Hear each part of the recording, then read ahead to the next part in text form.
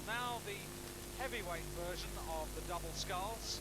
What a race this promises to be, with the Olympic champions from Holland in lane 3. The Olympic silver medalists in lane 6. But at the top of the screen, furthest away from us, will be Paul Reedy and Peter Anthony of Australia.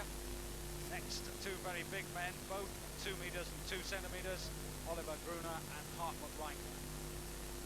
Olympic champions in lane 3, and right next to them a Norwegian pair who've already beaten them this year in Lucerne, and again the heats earlier in the regatta to qualify for today's final.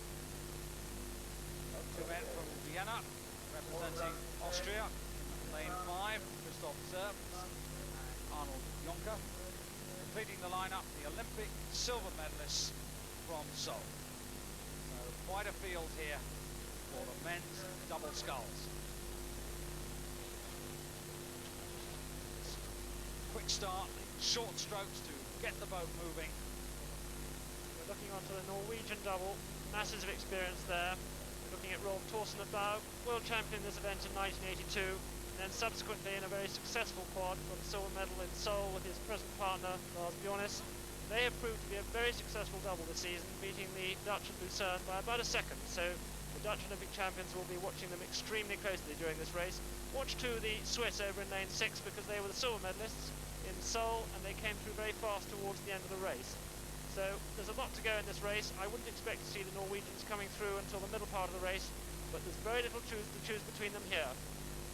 500 metres then, and it's the Federal Republic in Germany. That's two from the top of the screen that are in the lead, just over half a second ahead of the Austrians, with Australia in 3rd place. So the tactics yet to be unfolded as we move into the second 500. The time for the first 500 on 33.54, so incredibly fast. Not a bad time. I think if we'd seen some of the fast crews in the DDR here, we might have seen a couple of seconds faster from the leaders, but this is a very steady paced group, and they're going to probably go over the course very, very evenly. But it looks to be the crew still from the Federal Republic, which has got its nose in front. Very, very well placed all boats here, still anybody's race. And the Norwegians now starting to move forward. They've increased their rate of striking, the number of strokes has raised a little bit. They're obviously trying to see if they can edge in front to take the initiative away from the rest of the field. Beyond them, the Australian double, stroked by Peter Anthony, a former lightweight world champion, standing competitor. But I shall be interested to see if they can actually maintain that sort of pace in the second half. Very, very neat sculling from this Norwegian couple. Very easy, just reach out. They really pull right the way through to the finish. If we look across perhaps to see a little bit of the Dutch, they're not quite so strong at the finish. Not big men either of these two, both around 87 kilograms. Coming into the final 500 metres of the race, and Norway in command. And look at that command they have got, over 2 seconds over their Dutch rivals. And remember, they've got a 100% record over the Dutch pair this season. Beaten them at Lucerne and in the heats. They really do look smooth. Just edging in there into 3rd place still is the Australians. Just coming into the picture also to challenge the Australians in lane 5, Austria. But the Norwegians, they really do look in command as they come past the island. Yet another feature of this course. But the Dutch now trying to apply the pressure with less than 250 metres to go. So I think the Norwegians now, they've got a smell of the line. They know they're not far away, but it's the Dutch crew trying to make a tremendous effort to get on terms. But I think at this point it's still the Norwegians holding on.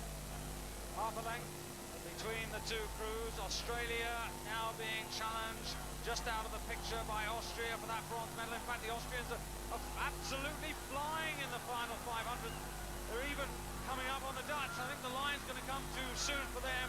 But the Norwegians in command, as they have been for virtually the last half of this race, and they take the gold ahead of Holland, with Austria getting a bronze medal, and then very close there for 4th place. And in fact, finishing last, the Federal Republic of Germany, who were first earlier on. And that really has been a painful effort there, Chris. Oh yes, you don't win races by around about a second without knowing you've been in them. But it was a very well timed race, very evenly paced, a classic way the Norwegians like to row a race. It was one they were able to row their own way, and very well deserved victory. They've got the satisfaction of knowing that they have indeed beaten all of the best double scullers in the world. As they take the line, rowing as they have throughout, very strong strokes right the way to the finish, and I think that's probably what made the difference between them and the Dutch champions. A little bit more push off the finish of the stroke.